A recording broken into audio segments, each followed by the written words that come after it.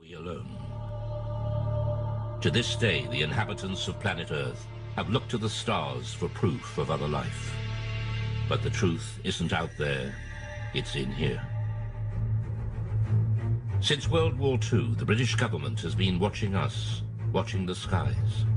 Buried in the vaults of the Ministry of Defense are thousands of reports on UFO sightings, some left unexplained. But now, after decades of secrecy, the files are being released.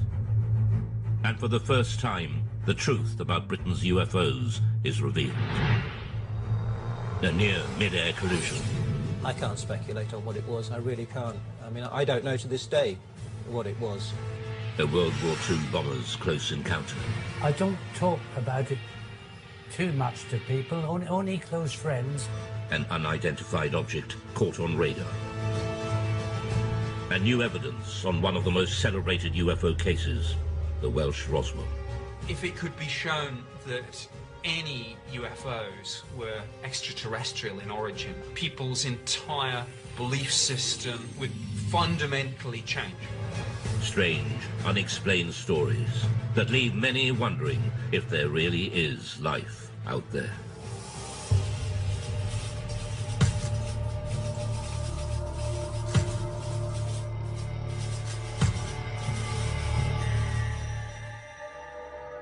What are three popular word searches on the internet?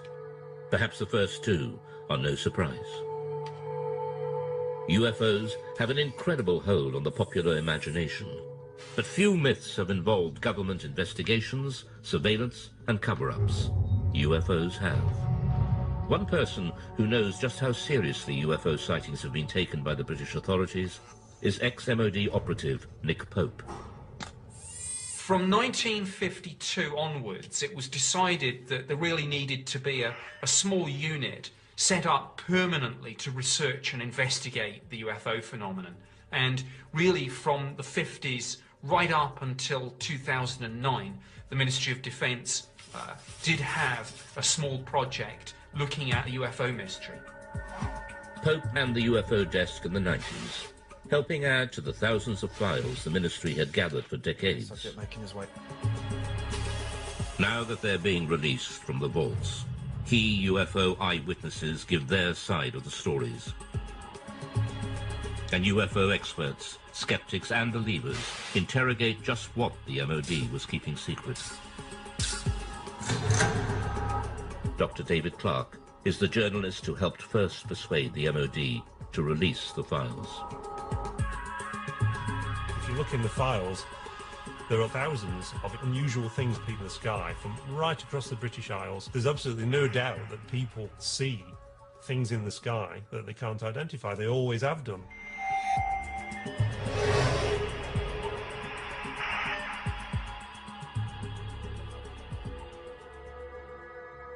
January 1995.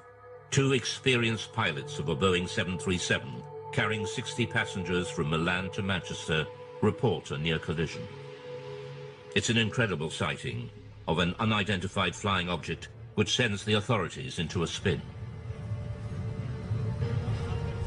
In the defence files, there are quite a number of incidents involving near misses between civil aircraft and unidentified flying objects. The most impressive of all was a report that was made by the crew of a British Airways 737.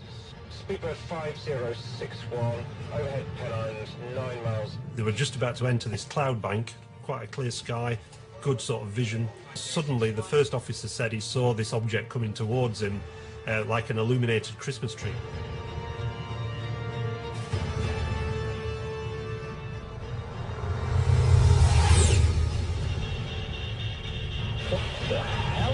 It was so low in its approach and so close that he automatically ducked, thinking there was going to be a collision. And this thing just zoomed past, and immediately he turned to the captain and said, "Did you see that?" The captain said, "Yeah, I saw it as well." Immediately the pilots radioed into Manchester Control Tower. There's a lot of concern amongst air crews about what damage could be done to their reputation if they became known as, the crew that see flying saucers. So it was interesting in this case that despite that, these two air crew decided that when they landed they were going to file an official air miss report. So that would then trigger a full detailed investigation by the Civil Aviation Authority, which is exactly what happened. For the first time, the MOD files show how this extraordinary incident sparked a full-scale investigation conducted by aircraft near-miss investigator Anthony Booth. Well, it was unusual for a start because it was the only one in my memory in 7 years of working in that particular department that I'd actually dealt with something like this. We could talk to the pilots, both the pilots. We would go through looking at radar recordings, RT transcript recordings of the voices of the pilots, recordings of what Manchester Air Traffic Control had to say. We just looked at anything that might shed some light on what this object might have been. The pilots now refuse to talk publicly about the near crash, but the MOD files recall what they told Anthony Booth at the time. My attention was initially focused on the glare shield in front of me, but I was diverted by something in my peripheral vision. The object had a number of small white lights, rather like a Christmas tree. The high speed of the object, although unable to estimate its distance, it was very close. There's a transcript of the conversation between the captain of the 737 and ground control. So this is Speedbird 5061. We just had something go down the right-hand side, just above us, very fast. And Manchester immediately come back and say, well, there's nothing seen on radar. Was it an aircraft? Well, it had lights. He went down the starboard side very quickly. Manchester say, and just above you? Just slightly above us, yes. Manchester then advised them to keep an eye out for anything, but they can't see anything at all. It must have been very fast. So we'll go down very quickly after it passed you, I think. Okay, well, there you go. The Manchester control tower could not find any radar signal. To radar expert Doug Robb, this is extraordinary. It says the likelihood of such activity escaping detection is remote, as the area is well served by several radars, and any movement at the levels in question would almost certainly have generated a radar response. Nothing was seen. So what was it that avoided radar detection? The MOD files showed that the investigators and pilots considered all the possibilities. It was a hang glider. At night, he's suicidal. Hang glider would not be picked up by normal radar, no. A comet? No, I don't think so. A meteor could be detected on re-entry if the radar was looking exactly in the right direction as that piece of debris went past at some speed. Military? Maybe, but I didn't recognise it. But we're near a major airport. It would have showed up on the radar response. Spy plane? I don't think so. Didn't look like a stealth. Stealth aircraft would not be picked up by normal radars. If a spy plane is being kept secret, it's not going to be flying where people can see it. And certainly nowhere near airliners. UFO? That'd be daft. I don't know. These pilots are not lying. They did have an unusual experience, which to them remains baffling. The files show the investigation seriously analysed the possibility of military activity, but they found no evidence from any official source. It seems most unlikely that such a flight would have been conducted so close to a busy international airport. So what was it? We revealed the conclusion, locked away in the MOD vaults since 1995, reached by Anthony Booth's investigation. Most of the incidents that we looked at, we could arrive at some conclusion, definite conclusion. But in this case, we couldn't really. We had to come up with an assessment of cause and risk. Both the risk and the cause were unaccessible. Degree of risk, unaccessible. Cause, unaccessible. Really, that statement is really, really unusual to find that in an official air miss report. And it's basically saying we don't have a clue what was seen. Look, they'll say back at BA. I think they might rib us about this one. At the end of their the summary of the working group's discussions, it says that there is no doubt that these pilots both saw an object and that it was of sufficient significance to prompt an air miss report. Unfortunately, the nature and identity of this object remains unknown. To speculate about extraterrestrial activity, fascinating though it may be, is not within the group's remit and must be left to those whose interest lies in this field. To some ufologists like Nick Pope, the absence of any real conclusion leaves serious and unanswered questions. Now, to me, this was quite extraordinary. UFO does not mean alien spacecraft, but clearly, in some people's minds, whether it was the pilot and the first officer, or whether it was the investigators at the Civil Aviation Authority or the Ministry of Defence, clearly somebody was thinking, well, maybe, just maybe, this is something extraterrestrial. I can't speculate on what it was. I really can't. I mean, I don't know to this day what it was. All I know is that we can't assume we know everything in this day and age. There may be things that we don't know about. The Manchester near-miss investigation shows just how seriously unexplained sightings were taken by the MOD. But the UFO desk had been receiving reports from pilots for decades. The files reveal sightings during World War II, and in some cases these were considered so grave they were referred right to the top of government. The newly released UFO files confirm what many experts suspected. The British government was investigating unexplained sightings as far back as World War II. I don't talk about it too much to people, only close friends who experienced perhaps flying during the war.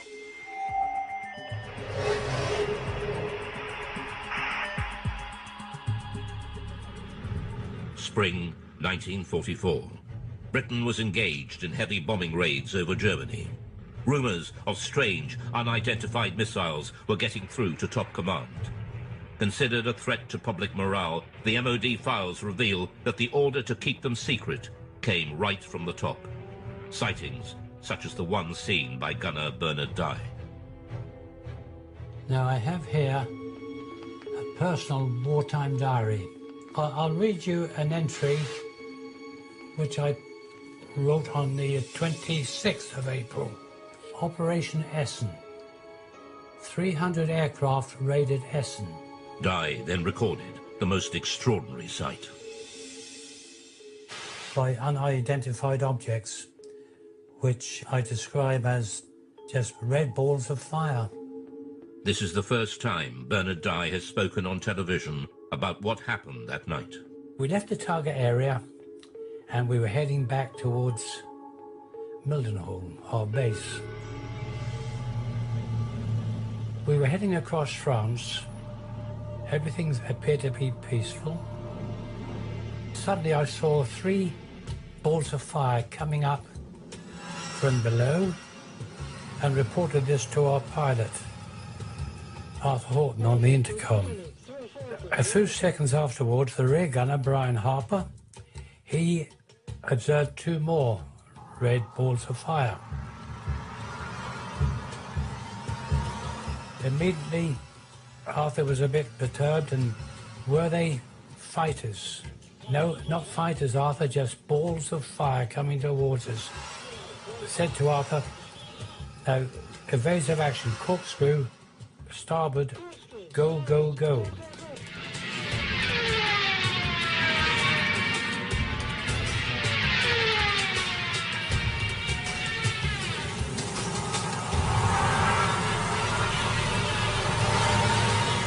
We travelled over 300 miles per hour. The aircraft was shaking like a leaf, and still they were following. The pilot was getting worried about burning the engines up. Engineer, Dave, what about the engines? Never mind the engines, skipper. Keep going, or something to that effect. The words were rather rude. It certainly gave me and the crew the willies to see them. After a short distance, these 5 red objects, they just got slower, and the red lights disappeared into the blackness below, and we got safely home. Well, when we got back to Mildenhall, our base, each crew is interrogated by intelligence officers, and they just laughed at us. And this upset the pilot, and, he said, you wouldn't bloody well have been laughing if you'd have been sitting with us in the aircraft. What did gunner Bernard Dye think they were? Didn't know what to think, but I thought they were just a new weapon that the Germans had invented. Bernard Dye was not alone. Other World War II aircrew had also reported unexplained sightings, and we now know that at least one of these reports was suppressed, and the order to do so came right from the top. Wartime Prime Minister Winston Churchill was so terrified the report would leak out, he ordered a 50-year blackout. He declared that the UFO incident should be immediately classified for at least 50 years, and its status reviewed by a future Prime Minister. Churchill's order referred specifically to a late World War II sighting made by a British aircrew returning from a reconnaissance mission over Germany. The files record, My grandfather was present during a debate about an unexpected incident experienced by an RAF bomber crew. the MOD files show that the story originates from the grandson of Churchill's bodyguard, who had been present at an urgent meeting between the Prime Minister and the US commander of the Allied forces, General Eisenhower, who discussed the incident together.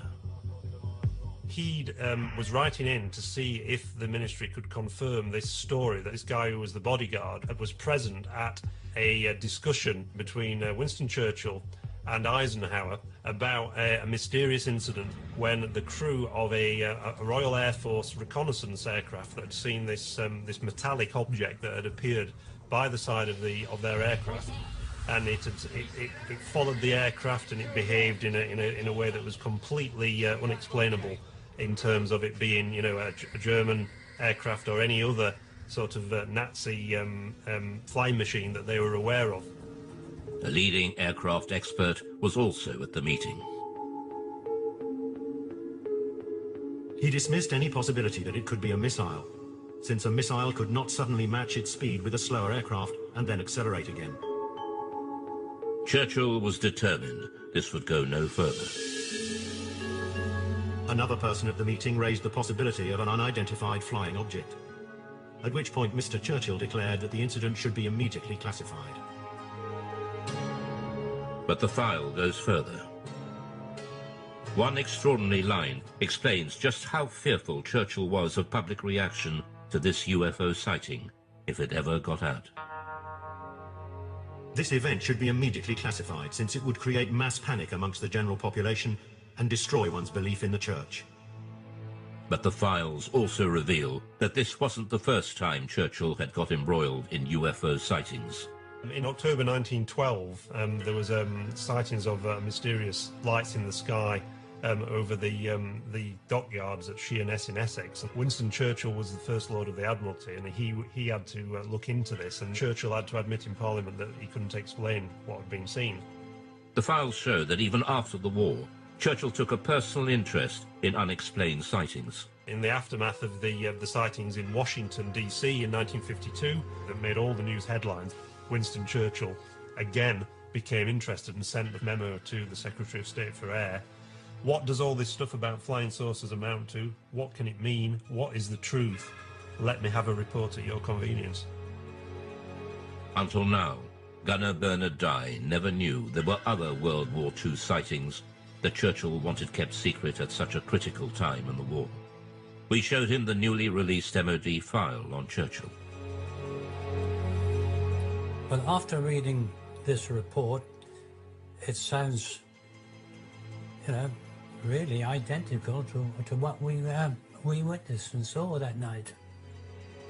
I haven't heard of this before, but it doesn't surprise me that he was told about it, because things happened during the war years, and these objects obviously appeared.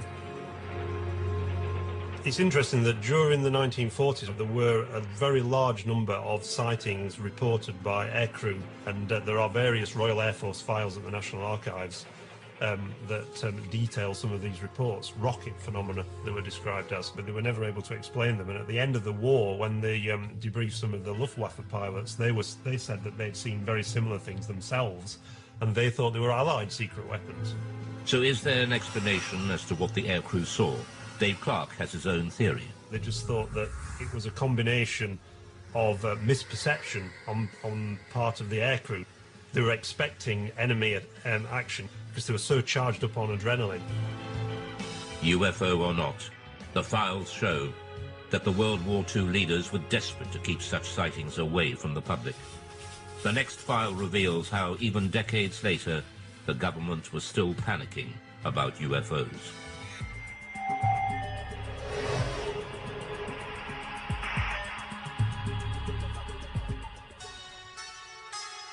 Many UFO experts believe that the Pitlochry file illustrates one of the most significant UFO conspiracies of recent times. It involves photographs of an unidentified object captured flying over a remote Scottish valley. The photos were sent to the MOD, but mysteriously went missing. Journalist Mark Pilkington has spent years trying to track down these UFO images. The Pitlochry photographs in the MOD files date back to the 4th of August 1990, when two witnesses on the A9 near Calvine, near Pitlochry, allegedly saw a large diamond-shaped craft hovering in the air for about 10 minutes and took 6 photographs of it. And the object that they claimed to have seen was accompanied by 2 aircraft, which the MOD later identified as Harriers. The photographer has never been identified. He sent the 6 photographs to the Scottish Daily Record newspaper. The paper never ran the story. Instead, they referred them to the MOD for investigation. The Ministry of Defence took their own copies of the photographs, which have since disappeared. They, according to the files, sent the original negatives back to the Scottish Daily Record, which inexplicably never ran a story on the subject and never published the photographs, and presumably returned them to the 2 men whose names have been removed from the file, so we can't ask the 2 men. So mystery piled upon mystery. All that remains in the files is a photocopy of the alleged photographs. Ufologists later mocked up this photo of what was seen. But Nick Pope dealt with the original photos and file when he worked behind the MOD desk.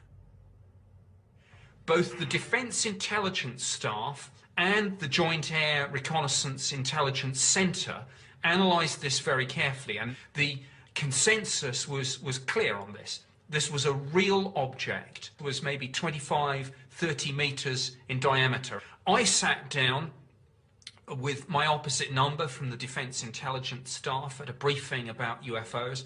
We discussed this photograph extensively. This was something that was of defence interest, because clearly it could do something that we couldn't, and we wanted that technology.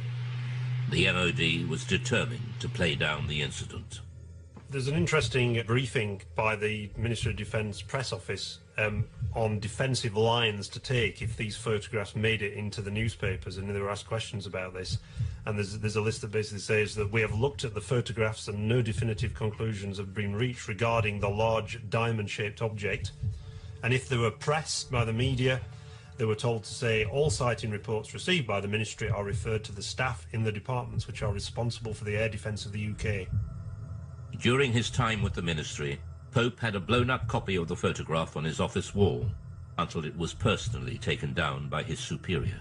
One suggestion was that this was a secret prototype American spy plane.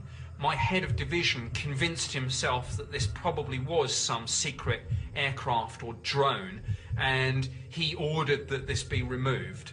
We know from the files that there was a lot of internal discussion about, were the Americans flying this incredible spy plane, and if so, why had they not asked for permission, for this thing to fly through British airspace? Journalist Mark Pilkington believes that events at the time could well have influenced what people thought they had seen. This was just 2 days after the first Gulf War had broken out, and there were certainly great deployments of aircraft towards the Middle East, and the UK was a kind of sort of stop-off point and a sort of launch pad for a lot of those aircraft.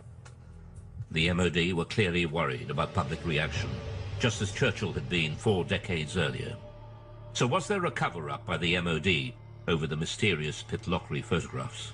There's a possibility that the Ministry of Defence destroyed these images, possibly because they thought that they were some American spy plane that they'd rather we didn't know about, or maybe if this thing genuinely remained unexplained, because we simply didn't want the embarrassment of saying that there might be things in our airspace with speeds and manoeuvres that exceed everything that we've got, and yet which remain unexplained. However, all we're basing this on, we should make clear, is a very grainy, fuzzy black and white image that, for all I know, could have been drawn by a child with crayons.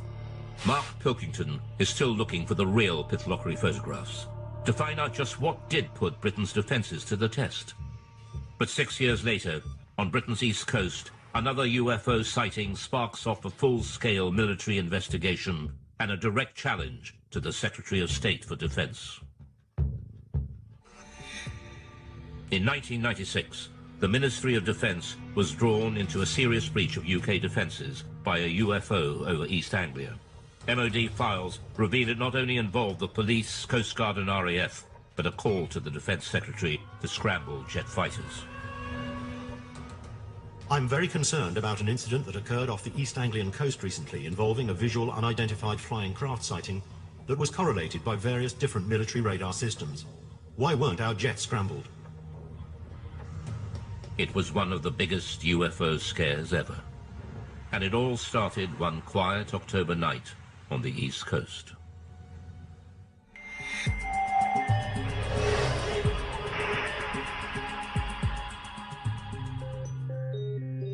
It was the police officers, actually, who phoned in the first reports. There's an extract from that. In the early hours of the morning, the police are saying we can see a red and green rotating light in the sky directly southeast from Skegness. It looks to be high in the sky directly over the Wash. The patrol officers reported the sighting to the station sergeant. I immediately phoned it through to the Skegness control room, who relayed it onto Great Yarmouth Coast Guard Maritime Rescue, suspecting it might be an incident over the sea. We had a report at about 3:15 local time from Skegness Police, and they could actually see this light in a southeasterly direction. We were uncertain of what it was at the time, and we immediately made a report to the local air defence radars to see if they could see anything. The call went through to RAF Neatishead, the most important air defence centre in southern England. Clancy radar has a contact bearing at 221 degrees at... They noticed that on one of the radars, a blip that they couldn't identify, that wasn't an aircraft. Could the mysterious radar blip and the strange lights seen by the police be the same thing? Panic calls from the public started to come in. No, I don't think they're invading. A call was put out to shipping to keep a lookout for unidentified lights. Then a tanker came back. MV Conocastle Yarmouth, we're seeing a group of lights above the Wash. The vessel at sea was the Connor Coast, and she was in much this sort of area. At 3:50 a.m., Patrol Officer P.C. Leyland rushed onto the police station roof to video the strange lights and managed to capture 5 minutes of footage now showing a single stationary white light. News of the sighting spread quickly through the UFO grapevine. The transcript of the conversation between the Coast Guard and the police and the trawler crew was leaked to the local news, and it suddenly became this huge UFO incident that got to the attention of the local MP. The sighting gathered such momentum, even local Labour MP Martin Redmond got embroiled and started asking difficult questions. Martin Redmond said, look, you've got police officers seeing UFOs, you've got Royal Air Force officers tracking them on radar, and yet you don't even get the aircraft in the air to take a look at this thing. Here's a copy of the letter that Martin Redmond MP sent to the Right Honourable Michael Portillo, Secretary of State for Defence, and he says, I'm very concerned about an incident that occurred off the East Anglian coast recently involving a visual unidentified flying craft sighting which was correlated by various different military radar systems. While I'm interested in finding out what was seen, my primary concern stems from the absolute shambles that such an event seemed to cause. So he's really sort of having a go at the Ministry of Defence and saying, you know, why didn't you react to this? What are the RAF doing? So this really stung the RAF. The files reveal a picture of chaos. The letter sparked off an MOD investigation to explain the RAF's resistance. Doug Robb was operations manager on the night. We showed him the MOD findings he wasn't surprised by the conclusions. This diagram is the radar plots over Boston on that night. And in summary, it shows that Claxby picked up the object, but it didn't move, and it was on land. And after investigation, it was decided that it was the church tower, the Boston Stump, as it's known. The files were certain this was the culprit. The church is known in aviation circles as the Boston Stump, and appears occasionally on some radars in certain radar propagation conditions.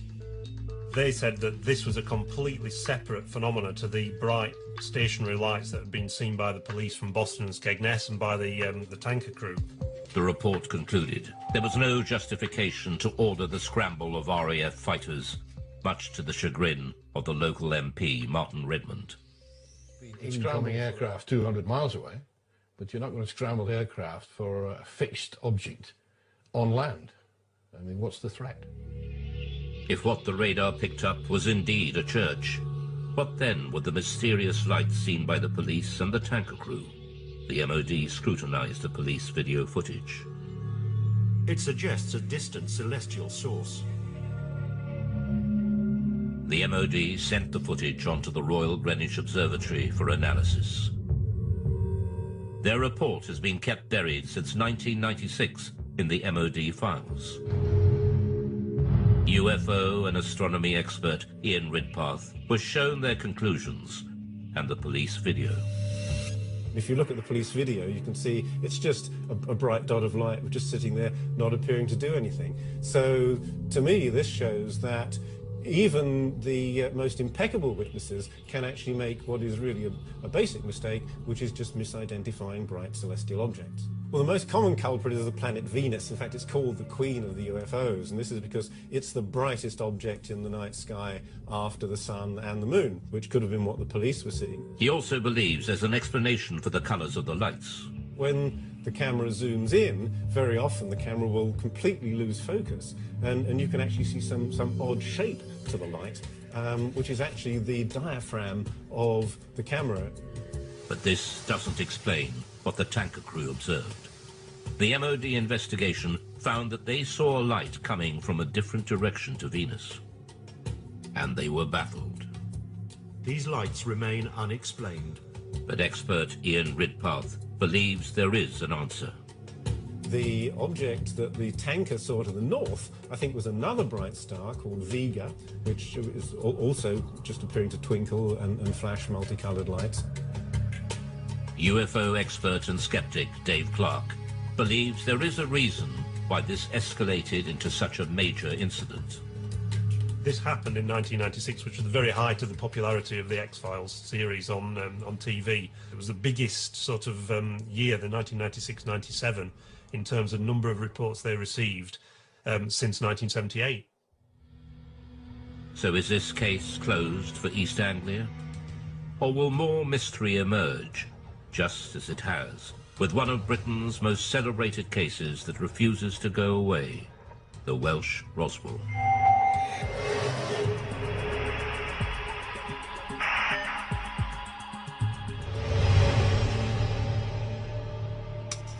In 1974, in North Wales, thousands of people experienced a violent earth tremor and lights were seen falling from the sky. Some ufologists believe a UFO crashed, and there's been a cover-up ever since of the Welsh Roswell. Oh, a heck of a bang, yes. Oh, yes, it's like a tremor it was in the house, shook the houses, really new houses. And it seemed to come right on top of their head until the house was coming down. There were lights coming from the top of the mountain, just up over there.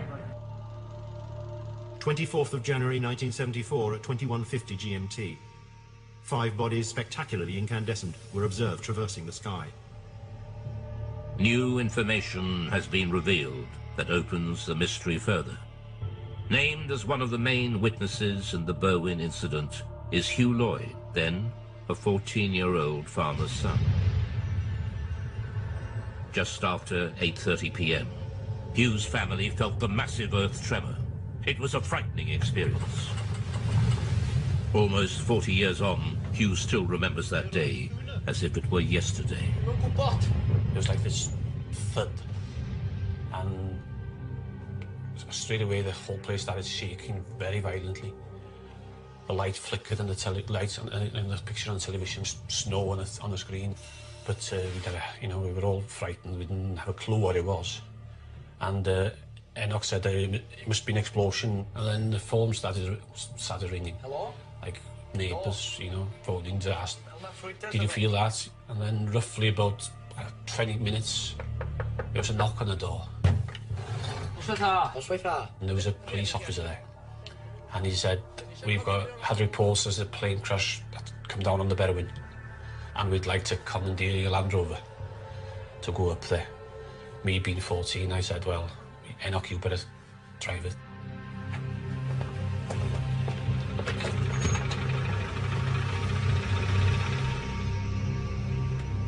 We carried on up the mountain about half a mile, maybe 3/4. We drove up the track and we stopped, got out and got torches, and it was very quiet and very dark, but, nothing to be seen. How are we going with the torch? One of them said, there's nothing here. It's too quiet, we can't see anything. We might as well go down. So we turned back to the vehicles, and as we were approaching the vehicles, we saw this very bright white light. Up the valley. Just behind those trees there, up to the left in the valley between those two mountains. A very bright white light, coming up from the ground, pointing upwards. But it was, very, very bright. I knew it was coming from the ground, but we couldn't actually see the source of the light because it was, in the valley itself, been hidden. The light didn't look like a plane crash. It was too white for a fire. It didn't last for very long, 20 seconds at the most. They searched the mountainside, but there was no sign of a crash.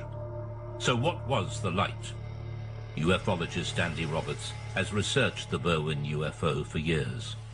Although a skeptic, he admits there is a central mystery to the incident involving another key witness. A village nearby called Llanderfel, there was a district nurse called Pat Evans. She felt the explosion there, and because she was a nurse and had all the medical equipment, thought if a plane's crashed, I could get up there and give much-needed help until the emergency services arrived. Pat Evans was with her 2 teenage daughters, 4 miles from Hugh Lloyd when the earth tremor hit. So she picked up her 2 young daughters, got them in the car, drove the 10-15 minute drive up onto the B4391 road, expecting to see an aircraft crashed and in flames. This is the road that she was driving on, and it's a road that she knew very well, so she had no problems driving up here at night. And obviously she was out there looking for what she thought was going to be a plane disaster. And just as she came out from the other side of this copse of trees, she was absolutely astonished to see far across the hills to the left a huge ball of red, white, orange, pulsating light. Whatever the object was, it was too far from the road to be reached on foot. Pat and her daughters watched, astounded at the ball of light, slowly pulsating and changing colour. She described it as being half the size of the moon, and around this object were moving torchlights and vehicle lights. She realised that it clearly wasn't a crashed aircraft and that someone or some people were there attending to whatever it was, and realising that, she drove back home and went to bed, and to this day is completely mystified by what it was. So what did Pat Evans and Hugh Lloyd see that night?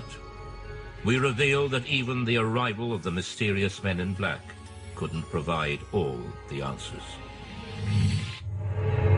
The unidentified sightings by Pat Evans and Hugh Lloyd in Berwyn, Wales in 1974 have gone down in UFO folklore.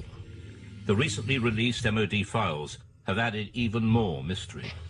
Researchers from the British Geological Survey were quickly dispatched to Berwyn to investigate an earth tremor that had registered 3.5 on the Richter scale. Immediately after the earthquake, we were getting a lot of reports, some of them rather complex ones about lights in the sky, lights on the hill. So I brought a small team of people down to ask the local people around here what they'd seen, what they'd heard, what they'd felt.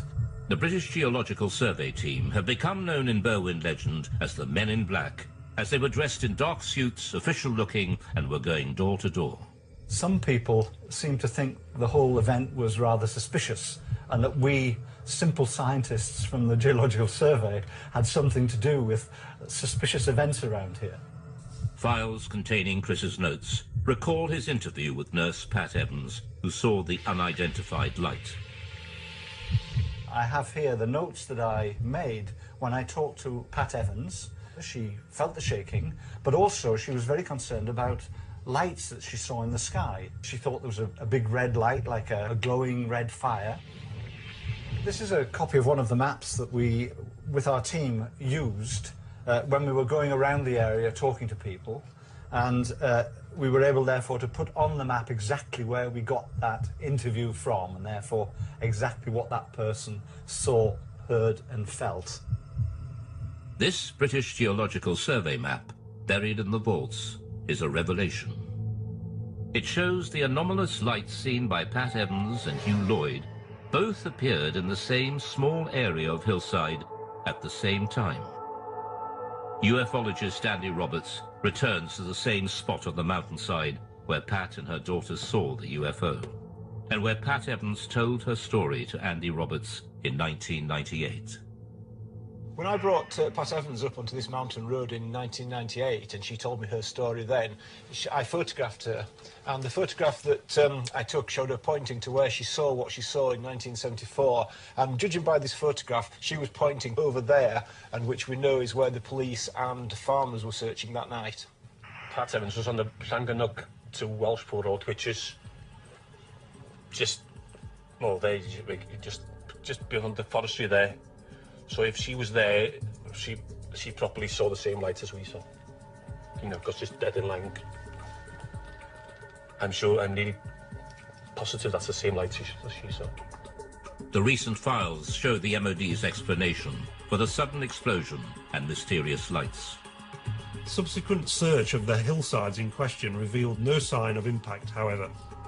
The Meteorological Office considered that these sightings could have been occasioned by a bolide, that is to say a meteor which enters the Earth's atmosphere and burns up before reaching the ground.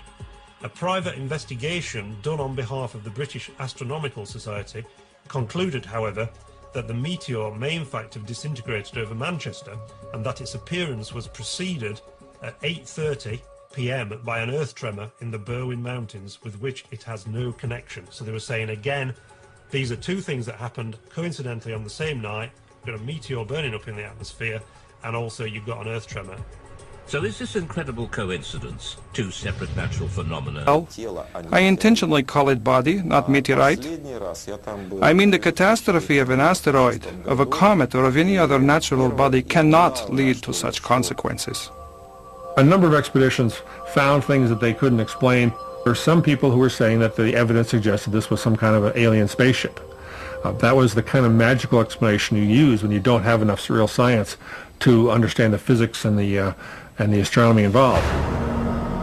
Throughout the rest of the 20th century, magical explanations of unidentified flying objects over Russian skies would continue. And in one instance would help expose a top-secret Soviet military project.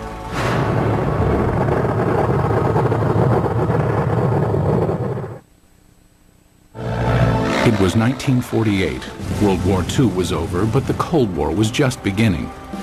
Soviet leader Joseph Stalin had initiated the Berlin blockade and directed his scientists to develop a nuclear weapon to rival that of the United States. It was during this period that some claimed Stalin grew concerned about UFOs. It is said his interest stemmed from reports of a 1947 UFO incident in Roswell, New Mexico. New Mexico in 1947 would have been a hotbed of Soviet espionage because we had all kinds of stuff there. The 509th Bomber Wing, the only atomic bomber wing group. Purportedly, Stalin ordered Sergei Korolev, the founder of the Russian space program, to analyze information about the supposed Roswell crash and report his findings. Mr. Korolev came up with an answer. Yes, UFOs exist. No, they present no immediate threat. And after evaluating the information, all that the Russians had acquired on Roswell and on UFOs, Korolev concluded UFOs are real. They appear to be intelligently controlled. That's what he told Stalin, and Stalin in turn said, that's what my other people have concluded as well. While concrete proof of the conversation does not exist, several Soviet scientific agencies did begin investigating UFOs in the ensuing years. Stalin, after getting this information about Roswell and UFOs in general, did the same thing basically that the American government had been doing. He condemns UFOs in public and then conducts secret tests behind the scenes. He had all sorts of high-level scientists who would research the problem for him and then report to military officials, all behind the scenes. Also hidden from public view were UFO reports culled from Soviet Air Force pilots. Between the mid-1950s and mid-1960s, pilots reported approximately 15,000 UFO sightings. It is very difficult to find a pilot who has been flying for many years and has never seen a UFO. Most of these sightings can be easily explained. In an era of superpower distrust, flights of American spy planes and spy balloons were common over Soviet skies. But investigative journalist George Knapp, who has viewed portions of the Soviet UFO files, found some of the pilot sightings perplexing. There were 40 instances where Russian warplanes were sent after UFOs. This is not temperature inversion, this is not a weather balloon, this is not swamp gas, these are craft floating around in the airspace of Russia, and they sent warplanes to go chase them. While pilots continued to report strange objects in the sky, none could offer tangible evidence to support their claims. But in 1968, over the skies of Riga, Latvia, an alleged UFO sighting was caught on film. As a Soviet propaganda film crew documented a test flight of a fighter interceptor jet, the pilot noticed an unusual object high in the sky.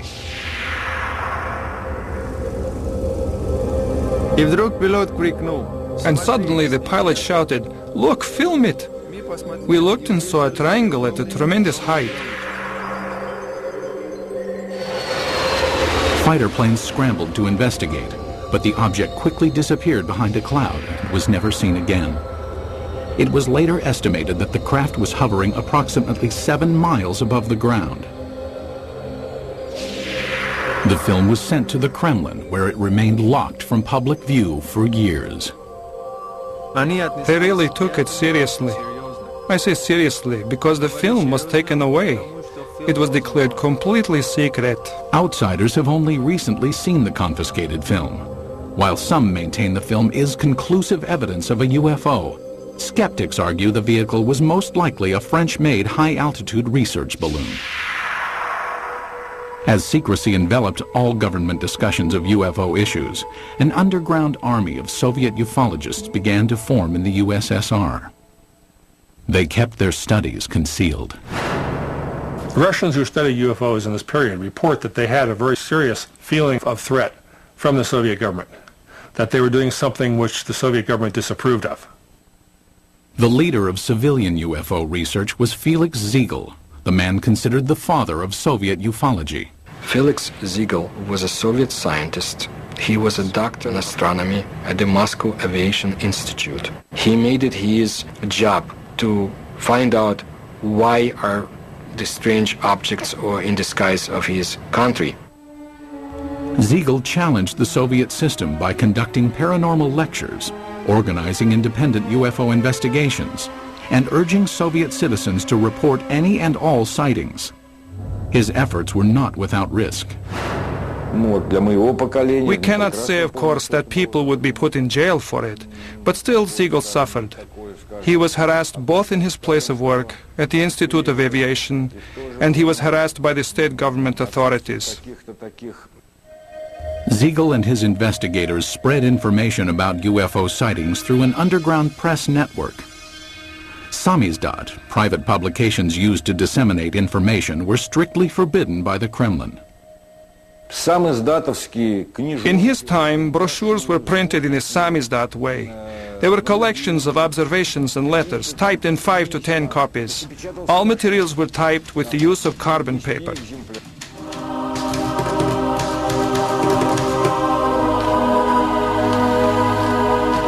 Samizdat papers were distributed by trustworthy messengers who secretly carried the copies from one person to the next.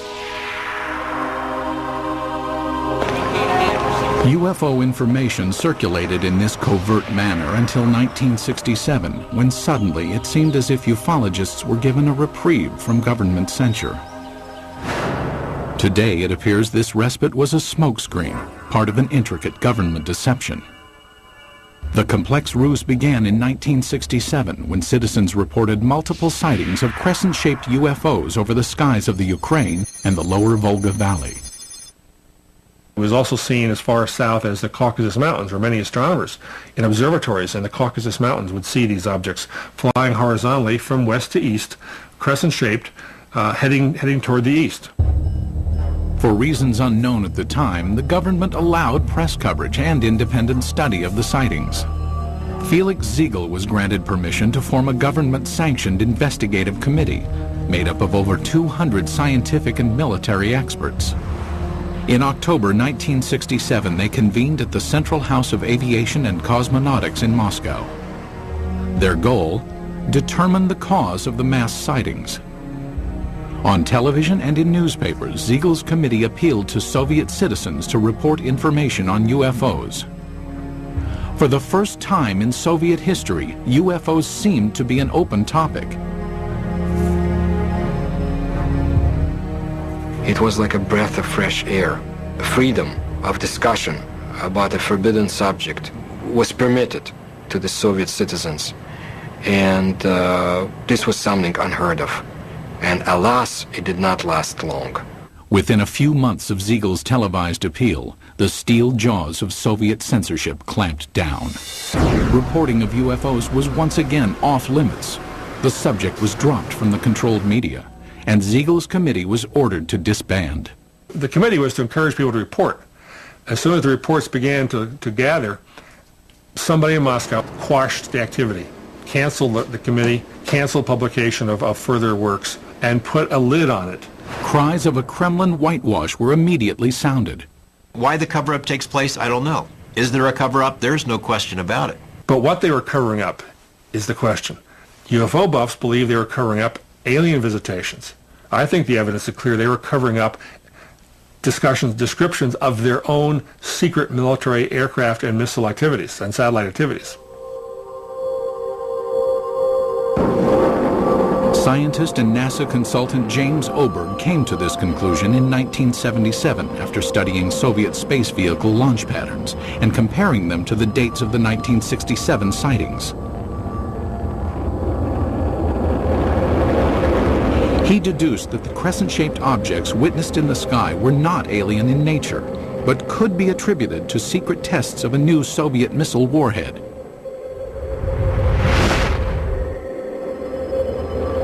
People in the area saw the rockets, especially at night, saw the streamers, the contrails in the sky, even heard the rockets.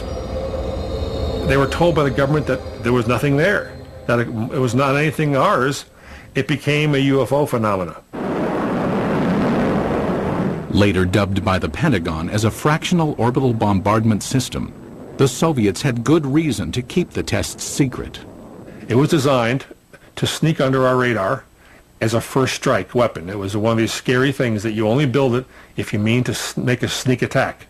It was also illegal to have such a weapon because in 1967, the U.S. and Russia and other countries signed a treaty forbidding the placing of nuclear weapons into orbit. But why, after crushing public dissemination of UFO information for years, did the government briefly loosen its restrictions in 1967? It appears now to have been a deliberate ploy to fool its citizens and the international community about the true nature of the sightings. The Soviet government did not want the public to understand what was going on. They didn't want the Americans to know, for example, what was going on. It was a useful camouflage. It diverted people's attention. Because it was a UFO, Western journalists would laugh rather than investigate it. The cover-up by the Soviet government is in letting people think they're flying saucers. The strategy backfired when the extensive UFO data collected by Felix Ziegel's committee was published in magazines. The Soviet government realized what these reports really were. They're military secrets. Not described accurately, but accurately enough to be of use to the CIA if they ever caught on. The government said, "Oh my gosh," and other things in Russian, and said no more UFO reports get published in the Soviet Union. For 10 years, public discussion of UFOs was effectively brought to a halt. But that would change in 1977 with the appearance of a strange-looking object over Soviet skies, witnessed by thousands of astonished citizens. September 20th, 1977. As dawn approached in the small Russian port city of Petrozavodsk, a spectacular aerial display lit up the skies. The incident would become one of the most studied UFO sightings in Soviet history. The phenomenon of Petrozavodsk is one of the greatest abnormal phenomena on the territory of our country. At approximately 4 o'clock in the morning, civilians and military personnel reported seeing huge star-like apparitions shooting in the sky. As it flew up in the sky, appeared to come over the city and then head off toward the horizon. People who were out in the streets of the town saw this blazing jellyfish streaming tentacles down from the saucer-shaped bright core. The impressive display lasted approximately 10 minutes. Witnesses claimed that a host of strange occurrences on the ground accompanied the sighting. They reported all sorts of phenomena. They smelled ozone, computers were crashing, drivers lost control of their vehicles and went into ditches. Perhaps the phenomenon most difficult to explain was the appearance of finely glazed holes in glass windows and rocks around the city. There is no explanation for this fact, but the connection is direct by the time parameters. There had been no holes before the event, and then they appeared. Witnessed by thousands, the aerial display above Petrozavodsk was impossible to refute. While the sighting remained a mystery to Soviet citizens, NASA consultant James Oberg quickly discovered its origins. Because of my connection with the space program and my knowledge of satellites and rockets, I was able to find out within a matter of hours. There was a rocket launching that morning from a secret space center north of Moscow at precisely the time people were seeing this UFO. The jellyfish-like display was triggered by the launch of the Cosmos 955 spy satellite. As the rocket engine contrails were backlit by the rising morning sun, it produced the tentacle effect observed by witnesses. So this what they call basically the smoking gun of Soviet ufology. They call it a Medusa, or jellyfish UFO, because it was streamers of light coming down from the streamers in the rocket engines of the rocket, as it turned out. As with previous mass sightings, the government had ample reason to keep the truth hidden from Soviet citizens. The satellite was launched from a secret military space center called Plesetsk, one of several undisclosed missile bases scattered throughout the Soviet Union. Most ufologists accept the satellite launch as the cause of the aerial display. But many argue it does not fully clarify the mystery. How shall we explain the appearance of some beams that burnt the glass? When the pieces of the glass were analyzed at the Institute of Metrology in Moscow, they concluded that these holes resulted from badly glazed window glass. That is, a purely technical defect took place. I do not believe that the launch of a secret military satellite would explain the holes that were made in the glass. My personal opinion, no, this was not man-made technology that's responsible for such effects. There were some reports of holes being drilled into glass window panes and in paving stones. I saw those reports. I can't explain it. And all these sorts of additional phenomena, these additional reports, are typical of what happens when people see a very sudden, shocking sight in the sky and look around them for corroborative evidence. Most of the time, it's irrelevant, independent, and sometimes even imaginary. While the mysterious holes might never be fully explained, the Petrozavodsk incident had much deeper consequences inside the walls of the Kremlin. The upshot of this incident was the decision of the Soviet government to create a secret program to study UFOs. In the weeks following the Petrozavodsk sighting, the Soviet Academy of Sciences received inquiries from several European nations concerned about the nature of the event. In response, the Academy of Sciences requested permission from the Kremlin to initiate a top-secret investigation of anomalous occurrences. Although aware the majority of these events were not paranormal in nature, the scientists admitted in their request that they could not provide a scientific basis for all UFO sightings. The Academy of Sciences can neither ignore or explain the paranormal phenomena similar to that observed in September 1977 in Petrozavodsk.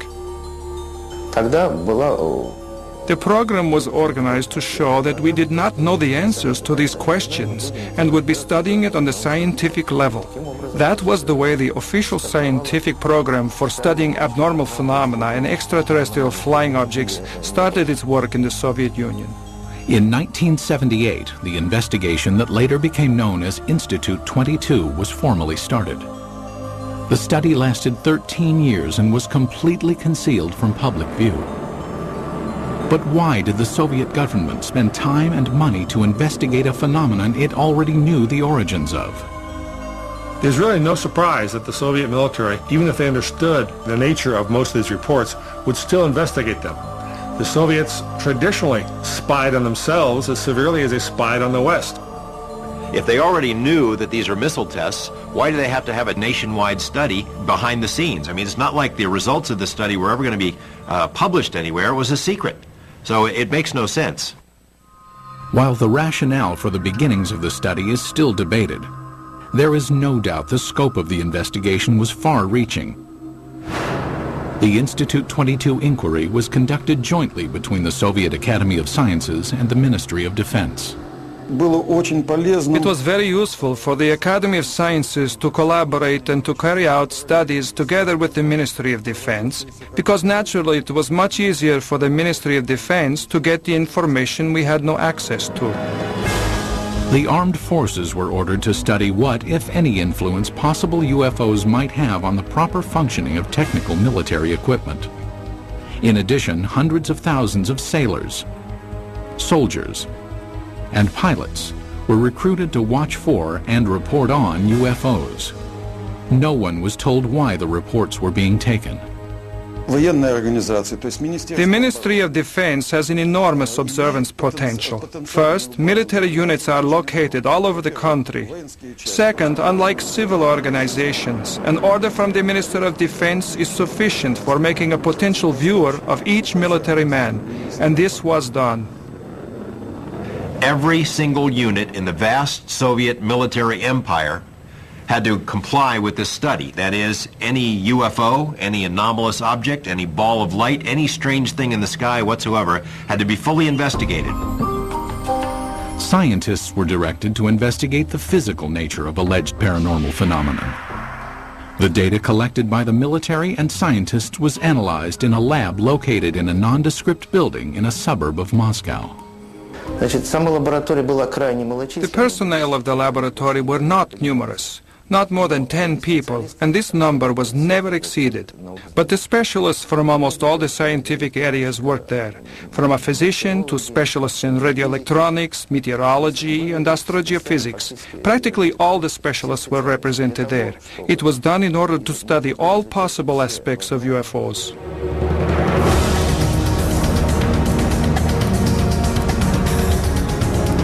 6 years into the study, Institute 22 would be called on to scrutinize an incident of global consequence, when a suspected UFO incident placed the world on the brink of nuclear war.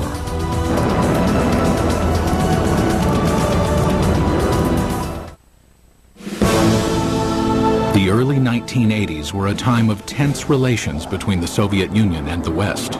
The era of détente had ended, and the Russian landscape was studded with intercontinental ballistic missile silos. Each contained nuclear weapons aimed westward. It was at one of these silos that a reported UFO incident caused a nuclear scare. Today, this ICBM silo in the Ukraine is deserted, dismantled in compliance with a nuclear arms reduction treaty between the US and USSR. But at this silo in 1982, something went terribly wrong.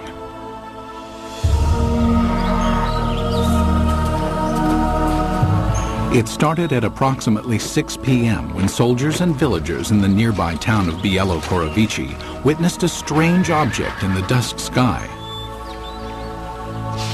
A military officer at the time described what he saw. I was riding a motorcycle not far from here. I saw a large object in the air. It had a perfect geometric shape.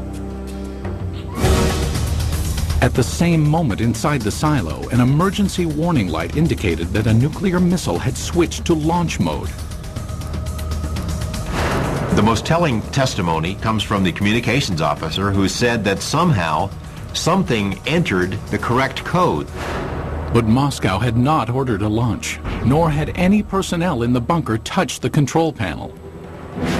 For 15 agonizing seconds, technicians frantically scrambled to stop the launch.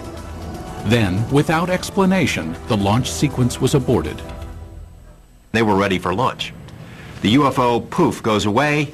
Poof, the command control module goes back to normal. Had a UFO somehow interfered with the launch controls of a nuclear missile? A team of investigators from Institute 22, the secret state-sponsored UFO research team, was immediately ordered to the missile base. They established within a very short period, literally half a day, that a military training exercise took place at a nearby aerial ground.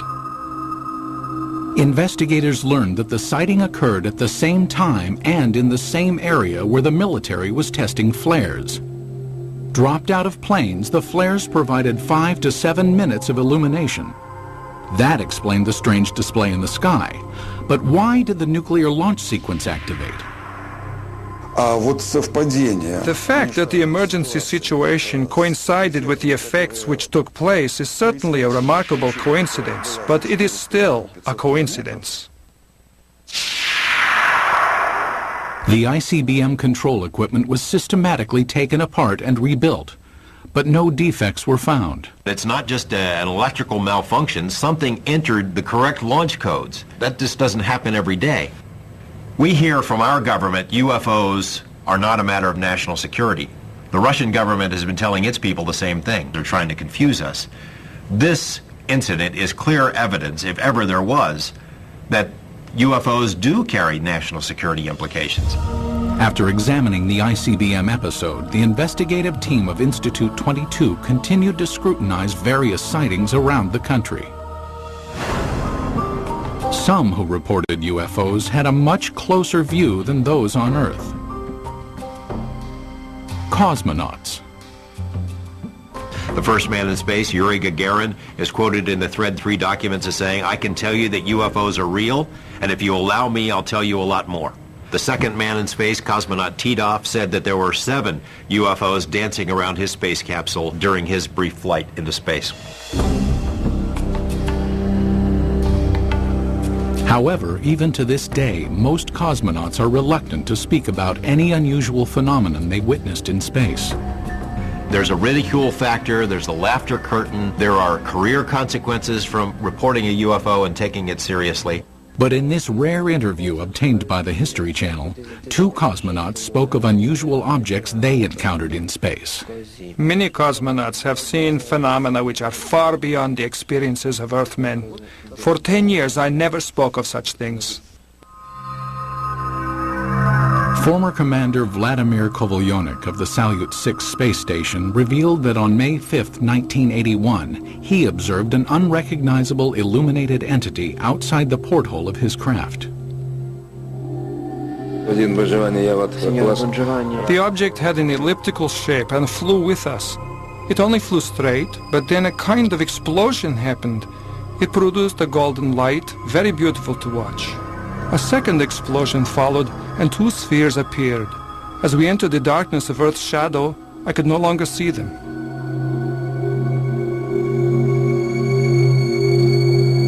On a Mir mission in 1991, cosmonaut Musa Manarov managed to videotape an anomalous object during a routine docking procedure. I was looking out the biggest window. It was directly in front of me. I am familiar with the construction of all spaceships, but this was different. There is ongoing debate about sightings of unidentified objects by cosmonauts and American astronauts alike. Skeptics insist there is enough debris left in orbit to constitute a plethora of unusual sightings.